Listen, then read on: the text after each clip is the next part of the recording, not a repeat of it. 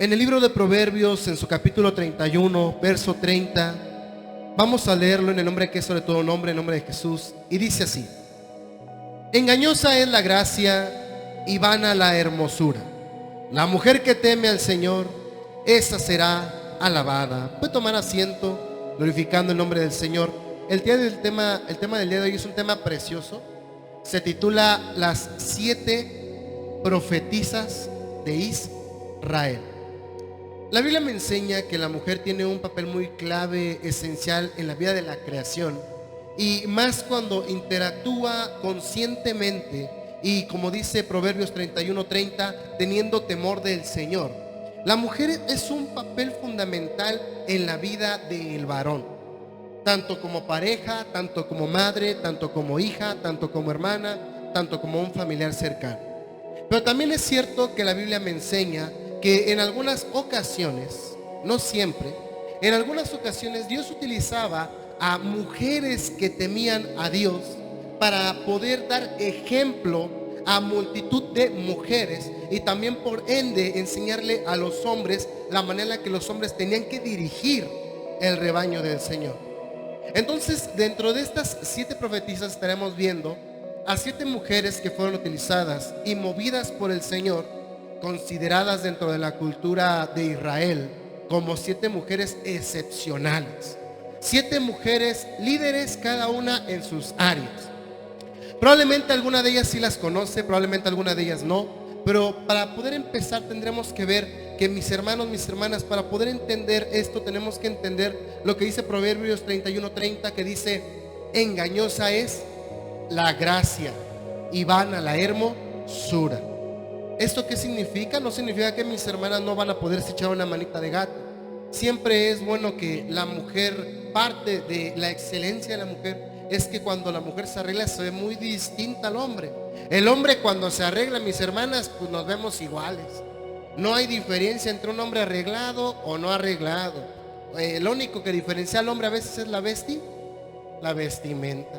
O que si se cortó la barba o se la dejó. Pero las hermanas, a las mujeres pues no les crece la barba. Sin embargo, cuando la mujer se da una manita de gato, cambian, pero bastante. Lo cual es una bendición. No quiere decir que va a andar toda pintada con unas pestañas postizas que así que le van a dar vuelta, ¿no? Y se va a andar peinando casi con ellas. O que va a andar acá súper mega chapeada, que va a parecer que va mejor a una fiesta de disfraces, o que del cuello para arriba es de un color y del cuello para abajo es de otro.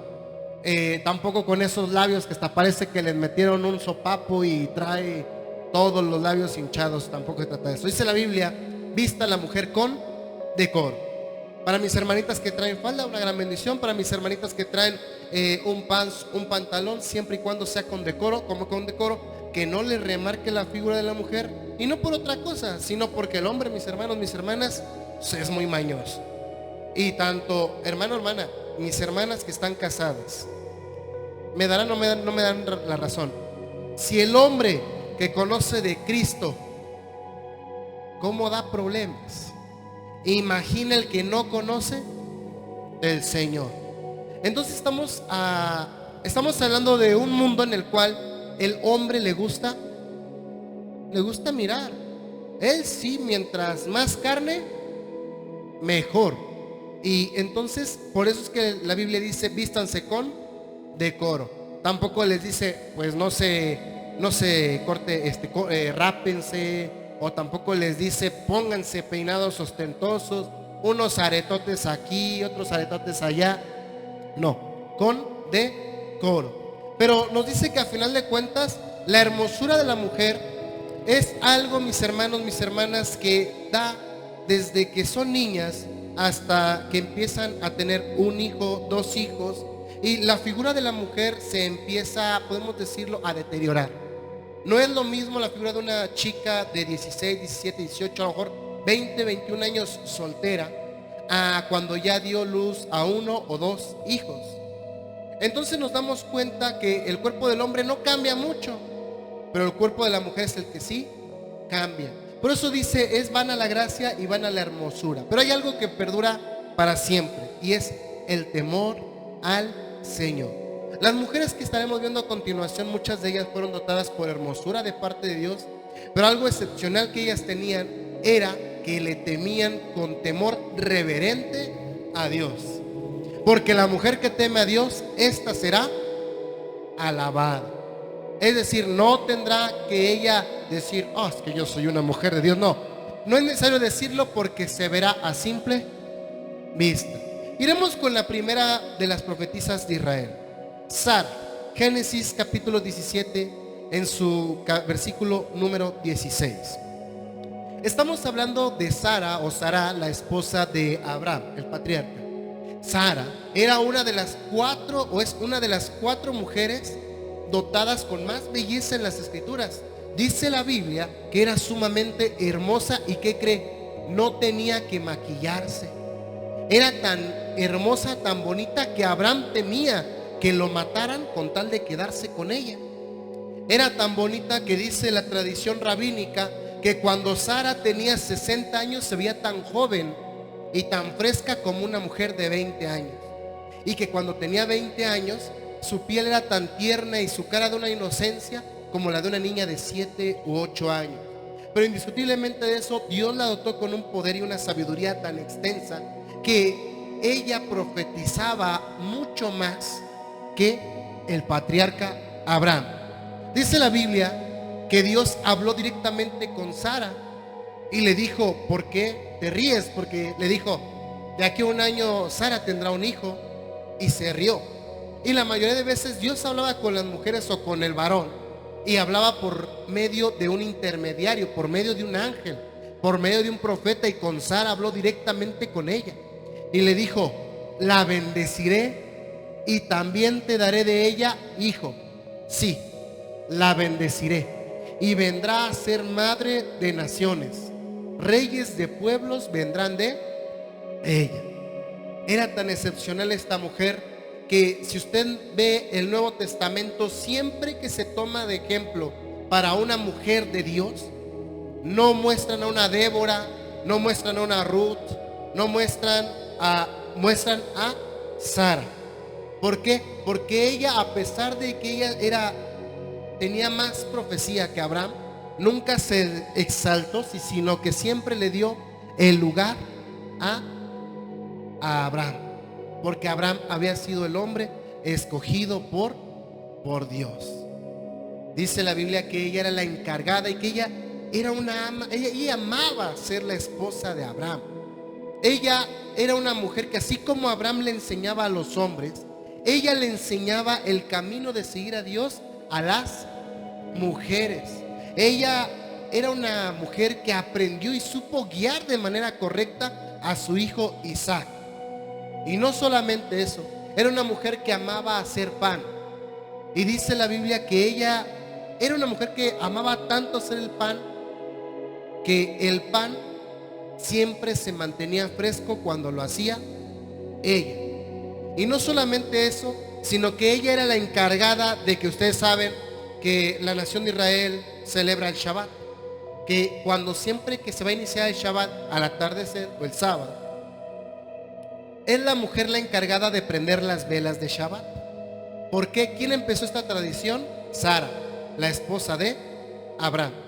Y dice la Biblia que ella prendía las velas de Shabbat y las velas perduraban encendidas los 7 días. Óigame, eso está tremendo. Ni siquiera un poco de hoy día dura 7 días prendido, a menos que si tengamos mucho poder económico para pagar la luz. Pero unas velas encendidas durante 7 días es un milagro que solamente Dios pudo hacer por medio de esta santa mujer, quien le dio su lugar también a Abraham y le decía mi Señor. Nunca le habló ni le dijo, a ver, inútil. No, cuando Abraham recibió a Dios o a los ángeles en su tienda, Abraham le dijo a Sara, ¿sabes qué? Ponte a cocinar porque hay que hacerles de comer a ellos. ¿Y qué dijo Sara? Pues yo, ¿por qué?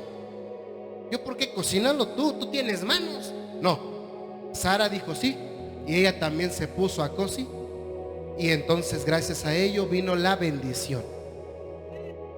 De ella vendrían los lomos para que tanto ella como Abraham fueran los elegidos para que de su descendencia de ellos viniera la nación de Israel, el pueblo bendito de parte del Señor. Vean nomás la diferencia, que de hecho a Sara se le dio el privilegio de tener una sierva llamada Agar. Agar era hija de Faraón. ¿Se acuerdan que Abraham fue a Egipto? En Egipto Faraón le dio a su hija como esclava a Sara y le dijo: para mi hija es de más honor ser esclava de una sierva como Sara que ser la hija de Faraón. Imagínense el tremendo privilegio. Fue tan grande el nombre de Sara y los méritos que ella hacía obedeciendo a Dios, que Dios la eligió a ella para ser la madre del hijo elegido de Abraham. Porque Abraham tuvo más hijos. Tuvo un hijo con Agar llamado Ismael, y después cuando muere Sara tuvo más hijos, pero solamente el hijo que venía de Sara y de Abraham, solamente el hijo que venía de ellos iba a ser el que iba a traer la bendición.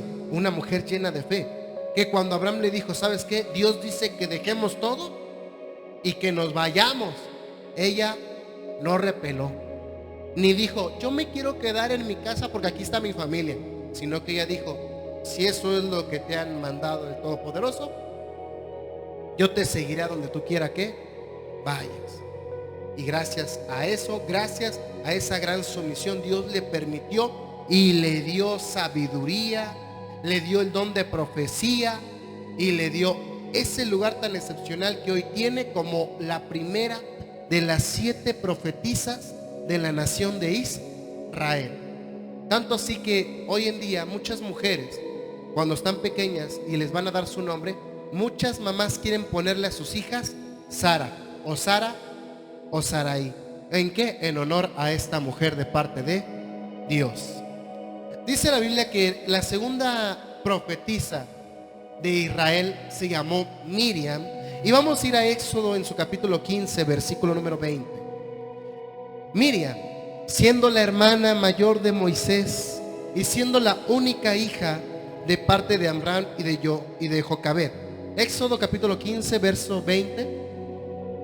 Miriam fue una mujer que desde que ella nació y desde pequeña, fue utilizada por Dios para poder atender los partos de las mujeres israelitas que vivían en Egipto. A su corta edad de 7 u 8 años, ella ya era una servidora de toda la nación de Israel.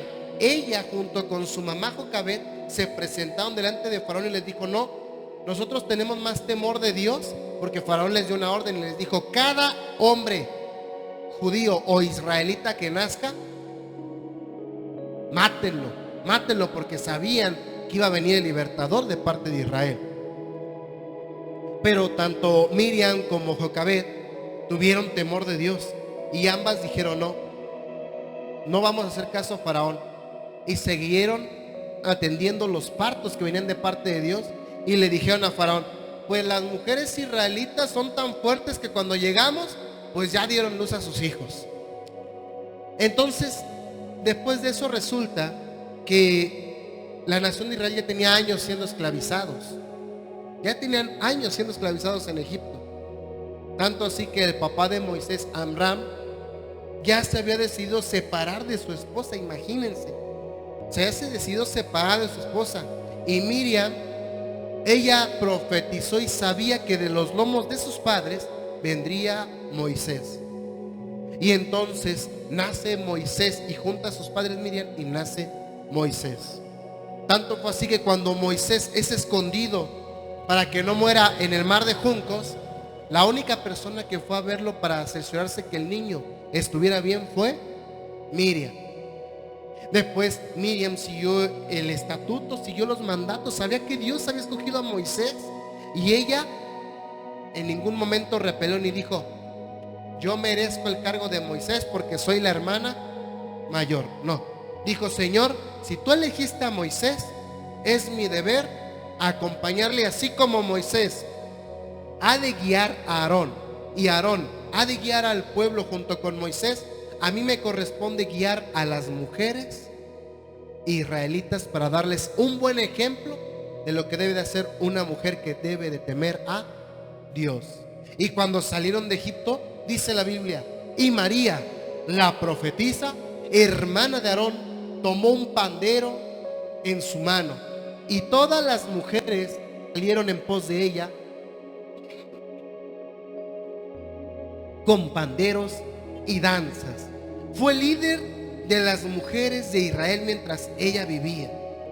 Ella siempre creyó que Israel era una nación libre, que a pesar de que estuviera en Egipto, ella, su corazón era adorar a Dios, servirle a Dios y obedecer los estatutos del Todopoderoso.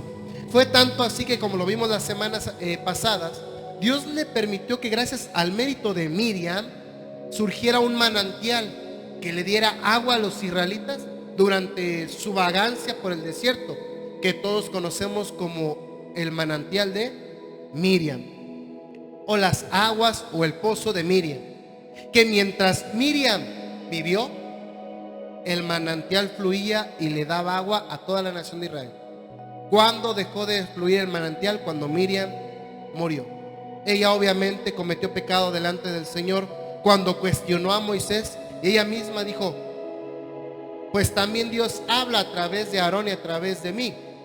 Y entonces Dios la castigó, haciendo que en ella naciera la lepra, siendo expulsada del campamento de Israel. Dice la Biblia que ella es una de las mujeres que las cuales son ejemplo para todas las mujeres, y de hecho Miriam, el nombre de María deriva de Miriam, y es un ejemplo para muchas mujeres que cuando tienen sus niñas pequeñas le ponen el nombre de María o de Miriam. De hecho, a María, la mamá de Jesús, le pusieron María en honor a Miriam. Hoy en las comunidades latinoamericanas o hispanohablantes como España, México, Venezuela, Ecuador, Guatemala, Colombia, Chile, hay muchas Marías en honor a la Virgen María. Sin embargo, no saben que la Virgen María o la mamá de Jesús, María, fue nombrada María en honor a la hermana de Moisés, Miriam, la segunda profetisa de la nación de Israel. La tercera profetisa es nada más y nada menos que una mujer que muchos conocen, llamada Débora. Jueces capítulo 4, versículo número 4. Débora, siendo una mujer, en la época en la que ella vivió, alcanzó tan temor de Dios que ella fue considerada la única mujer juez de toda la época de Israel en la que no había reyes. Si ustedes saben, cuando Israel era una nación, era gobernada por reyes, pero antes de que fuese gobernada por reyes, era gobernada por jueces, y surgía tal juez y moría tal juez y surgía otro, y de tantos jueces, la única mujer que fue juez de Israel o es considerada juez de Israel es Débora. Débora no solamente era juez, era una mujer sumamente astuta, tanto así que dice, gobernaba en aquel tiempo a Israel una mujer llamada Débora, que era profetisa, mujer de Lapidot, versículo número 5. Y acostumbraba a sentarse bajo la palmera de Débora entre Ramá y Betel, en el monte de Efraín, y los hijos de Israel subían a ella a juicio. Vean nomás, ella sabía que como mujer ella no tenía que ir a las casas de los israelitas. Está mal, y veremos que está mal que la mujer vaya a la casa de los israelitas. Ella lo que hizo, se sentó en una palmera y ahí montó, si queremos verlo entre comillas, su oficina, para que a la vista de todos ella atendiera los asuntos de hombres y de mujeres, para que cuando tuviera que atender a hombres no se malinterpretara y dijeran, ahí está Débora con un hombre, ¿qué estarán haciendo? Porque siempre se malinterpreta, y en muchas iglesias es lo que a veces ocasiona divisiones. Ni tampoco atendía en lo secreto a mujeres, para que muchos dijeran, la está mal aconsejando, lo que pasa es que la está solapando, sino que a vista de todos juzgaba. Ella juzgaba sin temor a ser vista, porque sabía que lo que hacía venía de parte de Dios. También a ella se le describe como una mujer en llamas, ya que hacía las mechas en ese tiempo para la menorá. La menorá, como ya lo hemos visto, era un candelabro de 7 brazos y tiene unas mechas como las velas. Ven que las velas tienen una mecha donde se prende. Las mechas de la menorá las hacía Débora. Y no solamente eso, sino que cuando Barak decidió ir a pelear, primero fue y consultó a Débora. Y Débora le dijo: sí, ve a pelear, Dios te va a dar la victoria, etcétera, etcétera. Y Barak dijo: no, aunque la victoria me la está diciendo, necesito que tú vayas conmigo. Si tú no vas conmigo, yo no voy. Débora fue con él, y gracias a Yael, que era una mujer también muy valiente, Israel venció y adquirió la victoria en aquella guerra, donde Israel fue una gran victoria para Israel en aquellos tiempos. Dice también la Biblia que Débora cometió un pecado. Jueces capítulo 5 verso 7. ¿Sabe cuál fue el pecado de Débora? Alabarse a sí misma. Y gracias a ese pecado murió. Las aldeas quedaron abandonadas en Israel. Había decaído hasta que yo, Débora, me levanté como madre en Israel. Y esas fueron las palabras que causaron su ruina. Porque dijo: hasta que yo, Débora, me levanté. Y sabemos que, discúlpenme, pero ella no se levantó, la levantó Dios. Me levanté como madre en Israel. No me faltó que dijera: yo soy la madre del Hijo de Dios, porque en ese tiempo a Israel se le consideraba los hijos de Dios. Y entonces ese fue su pecado de Débora: creerse mucho y decir: sin mí no son nada. Sin mí no son nada. Así que, mis hermanas, si algún día Dios te ocupa o algún día Dios te usa de una manera muy especial, tu peor ruina va a ser alabarte a ti misma y pensar que la bendición viene por ti, aunque lo digas o lo pienses. Débora, mujer profetiza de parte de Dios. Iremos con la número 4, que es Hannah. En 1 Samuel, en su capítulo número 1, en el versículo número 9. Hannah era esposa de en la Reina Valera es conocida como Ana, la madre de Samuel. 1 Samuel capítulo 1 verso 9. Ella fue una mujer que en su tiempo fue muy sufrida porque Caná tenía una concubina. Hannah era la primera mujer del Caná, pero no concebía, no daba a luz, y ella constantemente iba a la hora de la oración al templo cuando Elí era el sumo sacerdote, era el Cohen Gadol, y se acercaba y oraba.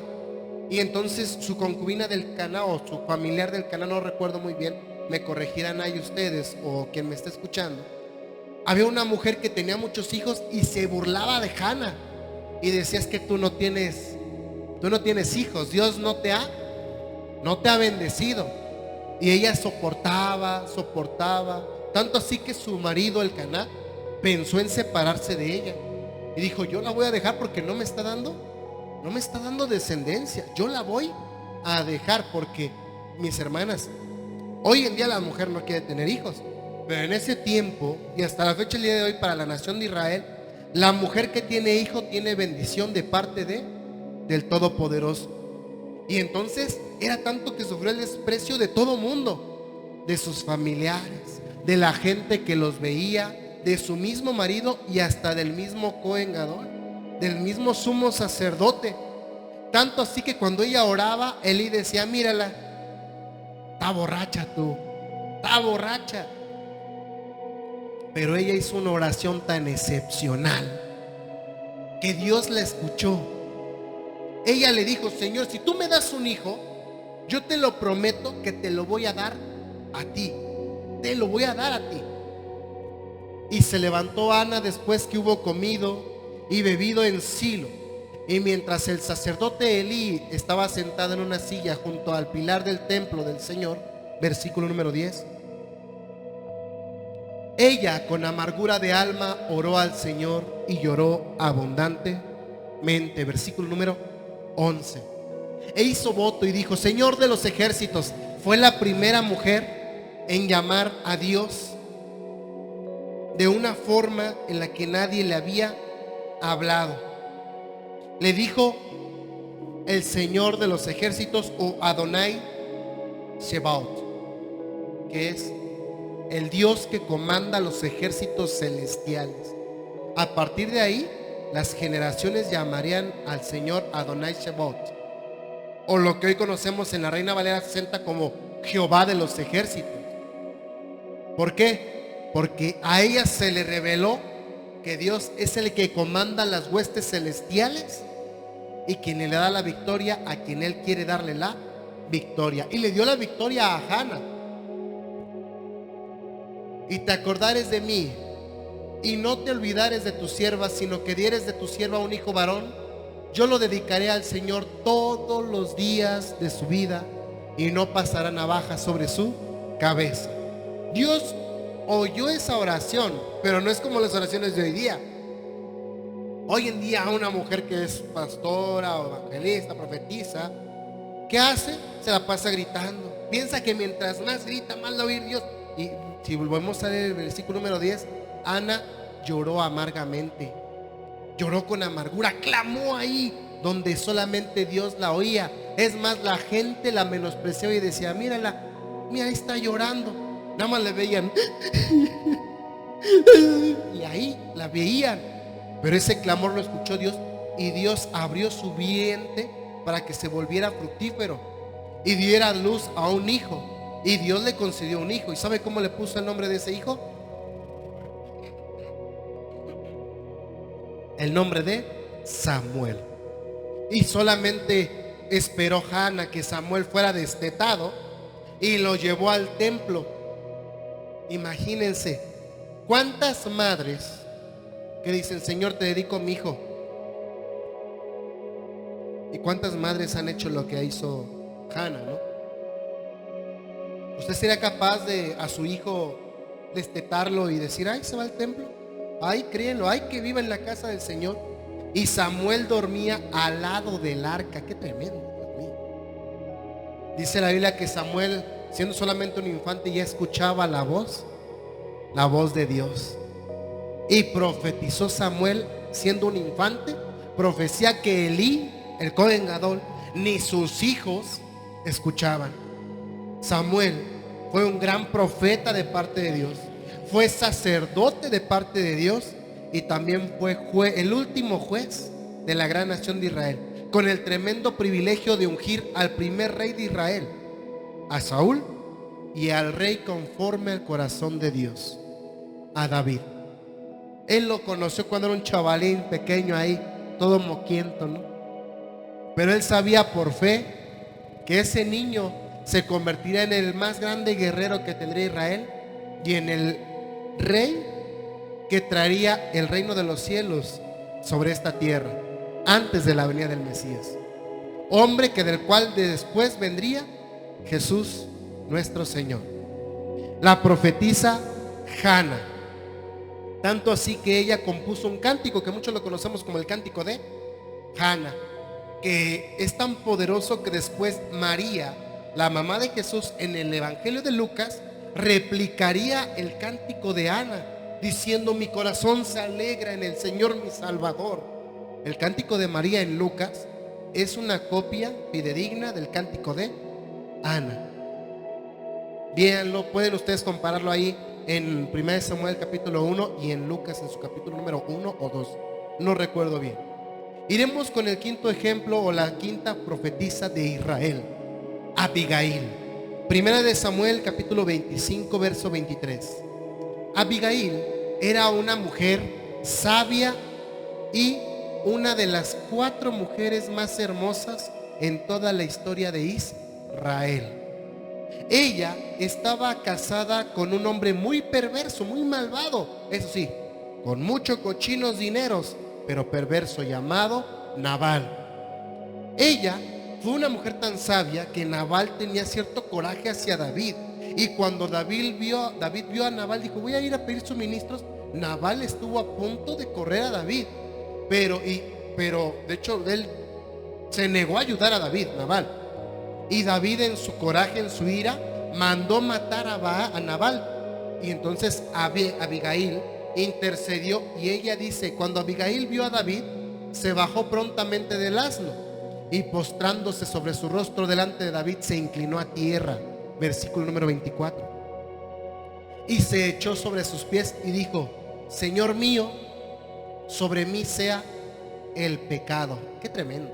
¿Qué mujer aceptaría la culpa de su marido? No, cualquier mujer tiene un marido perverso. ¿Y qué hace? ¿Qué haría usted si tuviera un marido perverso? Malo. Lo dejo, hermano, fácil. Y si lo dejo. Abigail dijo: no, es el marido que me tocó y a él debo de servir.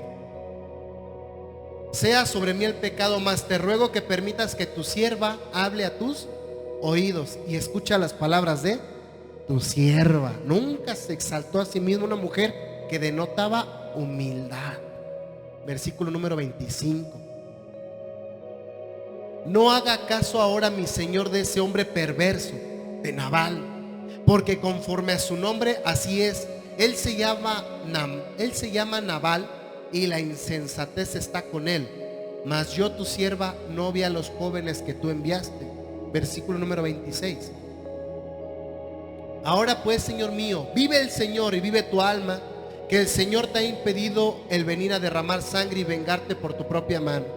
Sean pues como Nabal tus enemigos y todos los que procuran mal contra mi Señor. Versículo 27. Ahí él está profetizando a David, qué tremendo. Y ahora este presente que tu sierva ha traído a mi Señor sea dada a los hombres que siguen a mi Señor. Versículo número 28.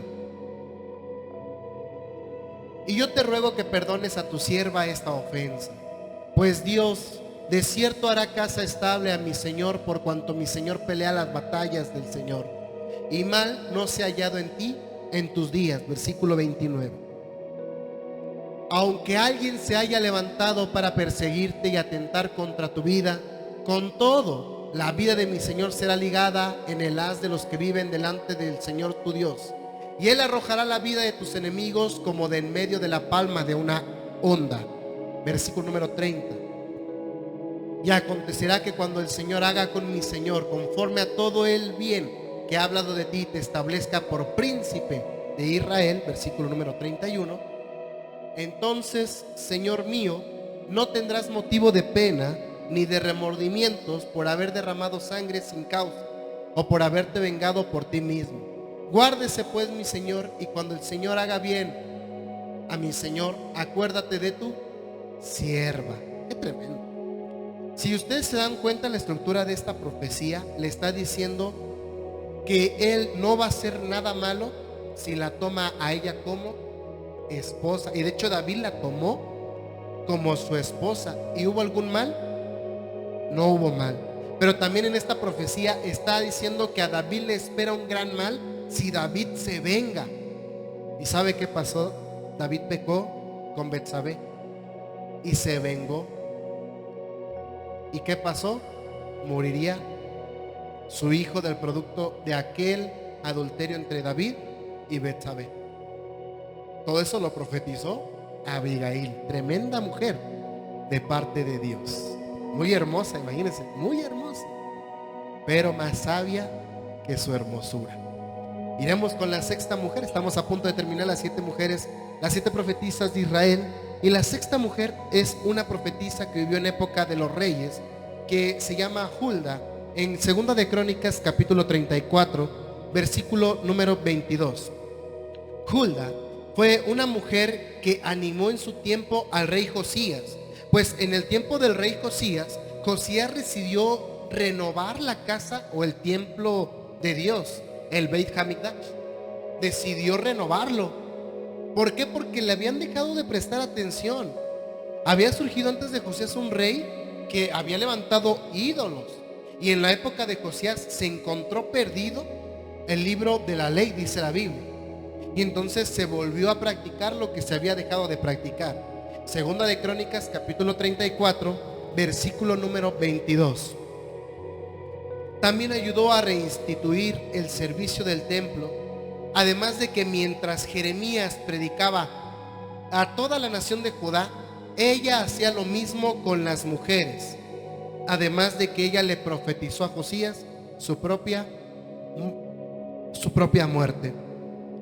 Entonces Hilcías y los del rey fueron a Hulda, profetisa, mujer de Salum, hijo de Tigba, hijo de Arnas, guarda de las vestiduras, la cual moraba en Jerusalén, en el segundo barrio, y le dijeron las palabras antes dichas, versículo número 23.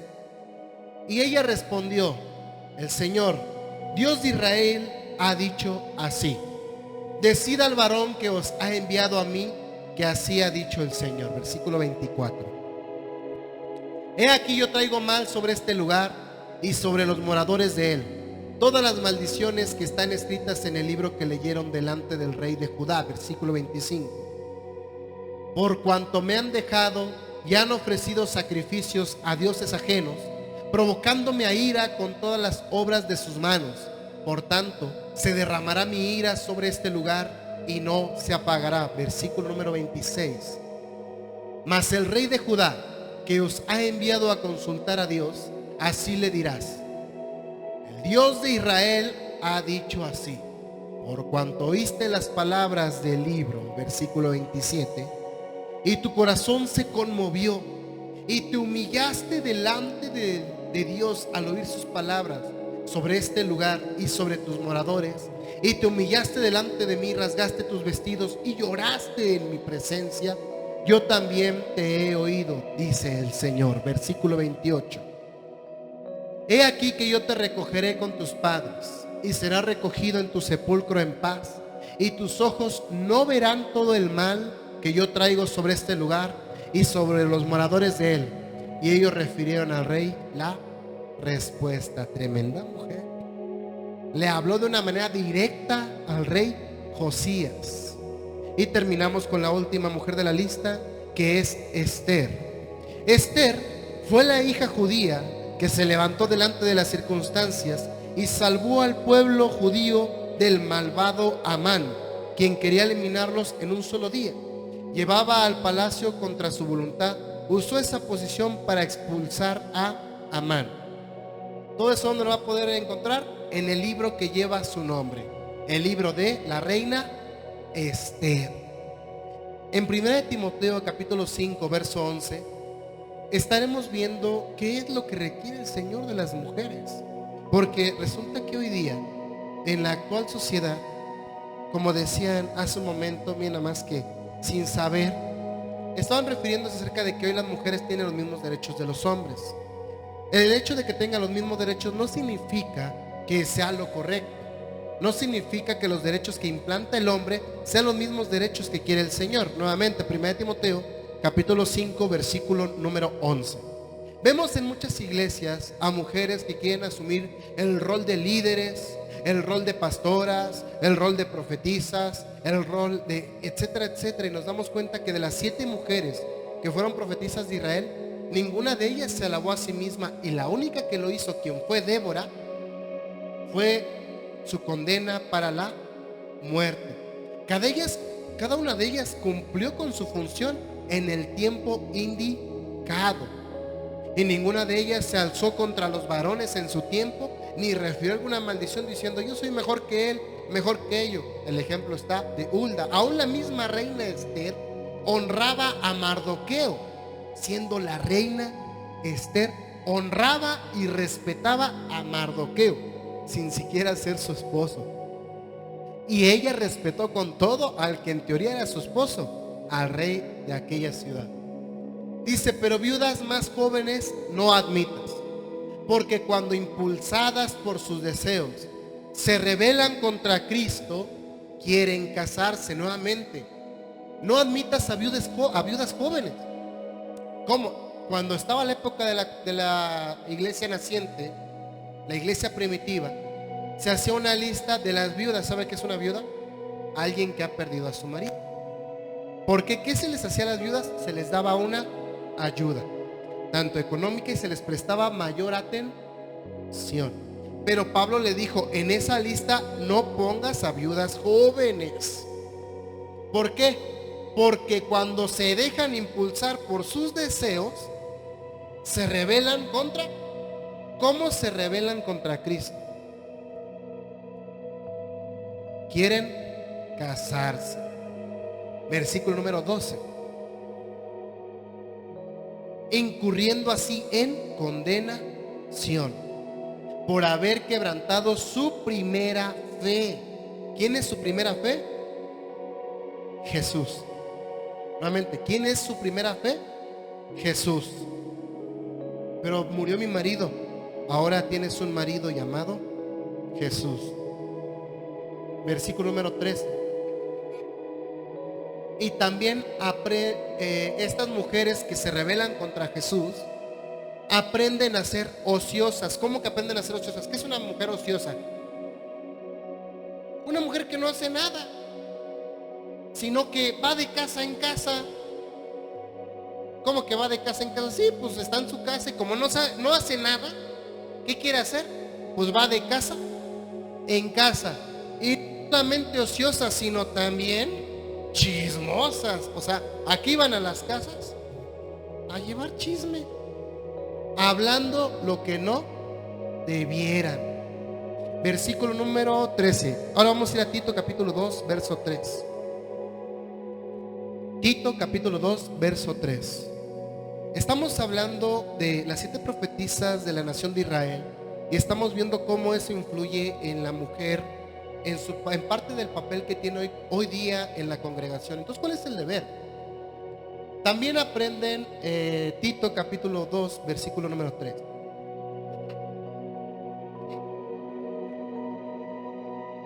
Las ancianas asimismo sean reverentes en su porte, no calumniadoras, no esclavas del vino, maestras del bien. Versículo número 4. Que enseñen a las mujeres jóvenes ¿a qué? A amar a sus maridos y a sus hijos. Y hay mujeres que hacen todo lo contrario. Enseñan a odiar al marido. Enseñan, en vez de unir, lo que quieren es separar. Y discúlpeme, pero eso va mucho con las mamás. ¿Por qué? Porque la mamá no está de acuerdo que la hija esté casada con un marido y lo que dice, no, tú no lo necesitas a él. ¿Sabes qué? Déjalo. Pues se lo sabe la hermana misma. Déjalo, sepáralo. Déjalo, abandónalo.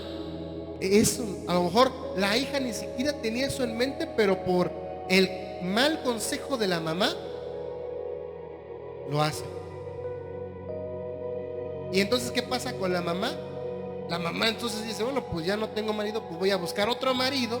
Y anda más ocupada buscando otro marido que atender a sus propios hijos. Y hermanos, hermanas, las mujeres cuando ya tienen hijos, esa es parte de su prioridad. Guiarlos, verlos, procurarlos. Porque si un hijo no tiene al papá, ¿sabe cuál es el deber de la mamá? Guiar a los hijos. Y si la mamá, en vez de guiar a los hijos, se preocupa por andar buscando marido, ¿qué va a pasar con los hijos? Van a quedar volando, van a quedar al aire. Y los hijos van a terminar detestando a mamá y detestando a papá. Aunque digan, no, yo valoro a mi mamá porque es una mujer guerrera. No, mujer guerrera es la que dice, esta es mi carga y me quedo con esta carga. Una mujer que no es guerrera dice, no, esta es mi carga, pero yo no quiero cargar con mis hijos, que los cargue mi mamá. Y hay mujeres que le dejan los hijos a las abuelas, y las abuelas son las que se dedican a criar más a los hijos, a los nietos, pero ya se convierten más en hijos que en nietos. Y hermanos, los papás ya cumplieron su rol guiando a los hijos. Ya la vejez es para que ellos sepan dar consejos a los nuevos padres, no para que vuelvan a criar a los hijos, porque ya no crían a los nietos, malcrían a los nietos. ¿Cómo que malcrían? Sí, porque cuando uno es papá, uno como papá le pone disciplina a los hijos, pero uno como abuelo no pone disciplina a los nietos. Al contrario, lo que el nieto pide, el abuelo se los da. Lo que el nieto pide, la abuela se los da. Lo que si el nieto se porta mal, el abuelo o la abuela no le van a pegar al nieto o a la nieta. Van a decir, ay, es que para eso está su mamá, para eso está su papá, para que ellos lo regañen. Es mi deber como abuelo, como abuela, no pegarles, y entonces los niños aprenden, entre comillas, a querer más a los abuelos, a las abuelas. No es que los quieran más, es que los abuelos, las abuelas les dan todo lo que los niños quieren. Versículo número 5. Y hacer prudentes. Nuevamente, hacer prudentes.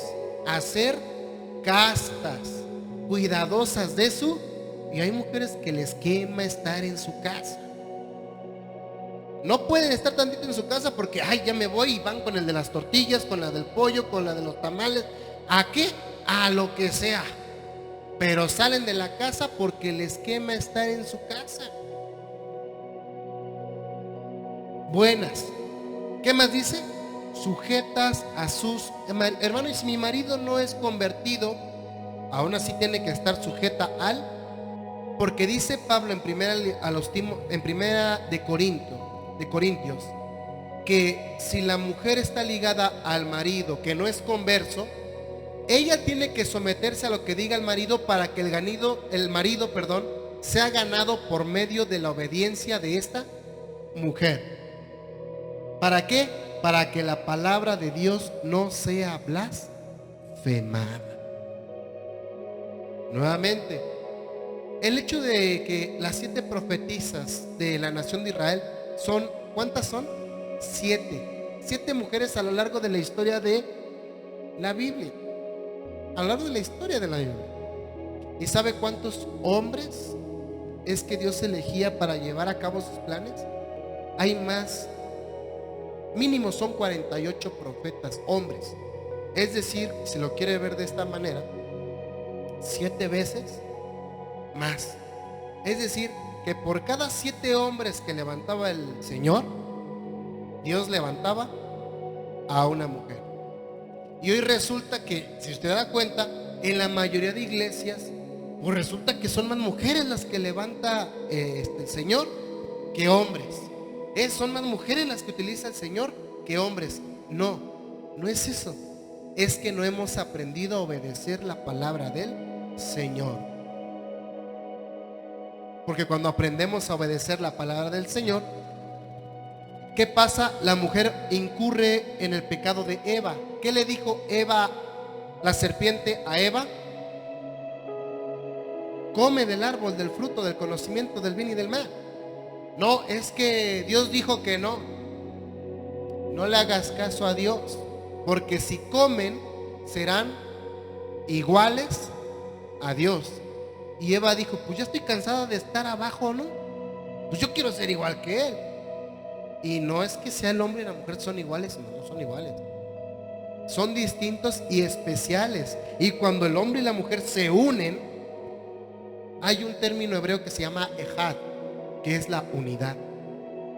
Y cuando el hombre y la mujer se unen, hermanos, es un tremendo poder para el evangelio, para la palabra de Dios. No hay nada que pueda contra ellos. No hay nada que pueda contra hombres y mujeres unidos en orden a la palabra de Dios para alabar, para glorificar el nombre del Señor. Porque cuando a la mujer le conviene, ella es la que está al frente. Pero cuando se trata de los guamazos, de los catorrazos, dice, no, pues ahí está el marido. No se trata de cuando me conviene. Por algo el Señor puso al hombre como cabeza del hogar y a la mujer como ayuda idónea. Como la ayuda idónea. Hermano, esto está convirtiendo en una prédica para matrimonios. No. ¿Por qué? Porque también se ve en el rubro de la congregación. Jesús escogió a 12 varones. ¿Por qué no escogió a 12 mujeres?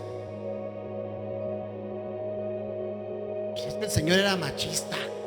¿Usted cree que el Señor era machista? No. Jesús sabía que la autoridad siempre desde el principio se le fue delegada al varón. Y que la mujer compartiría esa autoridad cuando el varón se somete a la voluntad de Dios. Si el varón no guía el hogar, no guía una congregación y no es el fuerte espiritual, la congregación, el hogar, la familia siempre van a andar así, miren. Y entonces la mujer va a ser engañada por lo que le digan. Por lo que le digan, se va a dejar guiar por lo que Escuche, no por lo que diga la Biblia, porque la Biblia acaba de decir, oigan, sean prudentes, cuiden de sus casas. Y las mujeres dicen, ay no, yo voy aquí porque voy a predicar la palabra del Señor. Entonces nos damos cuenta que entonces una cosa dicen las mujeres y otra cosa dice la Biblia. ¿A poco eso dice la Biblia, hermano? Pues ahí lo dice. Ay, pero no creo que Dios sea de esa manera. Entonces, ¿qué hacemos? ¿Le borramos esta parte de la Biblia? ¿Se la arrancamos? Quítelo, Tito capítulo 2 verso 5 y póngale tercera de Yasmín 4:5. La mujer anda de casa en casa predicando el evangelio. Es un ejemplo, hermanita, y así no lo tomen. Tienen un rol muy importante, tanto que la mujer tiene más sensibilidad a lo espiritual. El hecho de que tenga más sensibilidad a lo espiritual no significa que Dios le dé esa sensibilidad para exaltarse por encima de los demás, sino se la da para respaldar al hombre que Dios está ocupando. Y no estoy hablando meramente del matrimonio. Pero ¿qué pasa cuando el hombre no toma el rol? Ahí es donde entra la mujer. No. Porque si entra la mujer es como si dijéramos, bueno, que tome la decisión Dieguito, en mi casa. Dieguito, ¿qué vamos a comer hoy? ¿Sabe qué va a decir Diego? Yo quiero pizza. Yo quiero pizza. ¿Y mañana qué vamos a comer? Pizza. ¿Y pasado mañana? Pues pizza. Pues hay que lavar el baño, Diego. Ah, no, así. ¿Y sabe qué va a pasar? La casa siempre va a estar en desorden. ¿Quiere verlo de una manera fácil? El hombre es el que cuida de la mujer. La mujer es la que se somete al varón, porque la mujer es la encargada de guiar a los hijos. Hermano, yo ya no tengo hijos pequeños. Bueno, el deber es guiar a las mujeres jóvenes de la congregación de la manera como acabamos de leer en las Sagradas Escrituras, dando un buen ejemplo y no un mal ejemplo. Ay, hermanita, ¿ya cuándo va a dejar ese marido? No, eso no es un buen ejemplo. ¿Usted cree que eso haría alguna de las 7 profetisas de Israel? ¿Abigail haría eso? ¿Y por qué nosotros sí lo hacemos? Es que soy una mujer guerrera de parte de Dios. Discúlpame, pero acabamos de leer las 7 profetisas de Israel y ninguna de ellas haría lo que hoy hacen muchas mujeres. Ninguna de ellas. Queremos ser, como decíamos, mujer virtuosa. ¿Quién es? La que teme al Señor. No la que le teme al hombre, la que teme al Señor.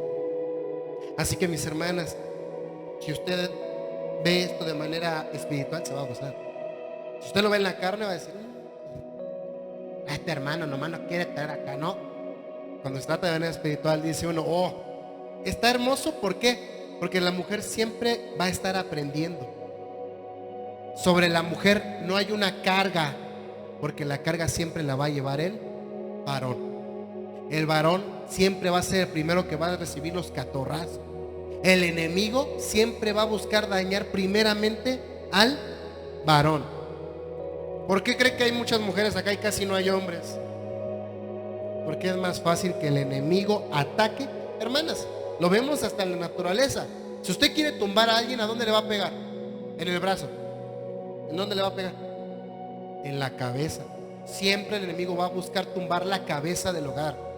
Y si la mano hace lo que se le da la gana, pues también la cabeza jamás se va a levantar.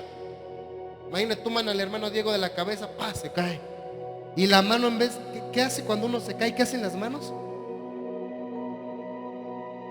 Se levantan. Cuando usted va a un partido de fútbol y están jugando, ¿qué es lo que dice? Cúbrete la cabeza. ¿Y qué cubre la cabeza? Imagine que las manos digan, no, yo no quiero. La cabeza se va a quedar desprotegida. Y una vez quedando la cabeza desprotegida, olvídense. Olvídense. ¿Cuál es el deber? Orar por los varones. Hacer lo que hacían las mujeres que seguían a Jesús. ¿Qué hacían ellas? Observaban, veían y oraban. Observaban, veían y oraban. Observaban, veían y oraban. ¿Quiénes iban a llevar la palabra a Jesús y los apóstoles? ¿Quiénes eran los encargados de predicar en las calles? Jesús y los apóstoles. Pero hermano, ahí dice la Biblia que la mujer en una ocasión, Jesús fue y habló con la samaritana y la samaritana fue y les predicó. No, la samaritana fue y les testificó. No anduvo de chisme. Una vez que fue y testificó, ya le dio cavidad a que llegaran los apóstoles y mostraran el poder que viene de lo alto.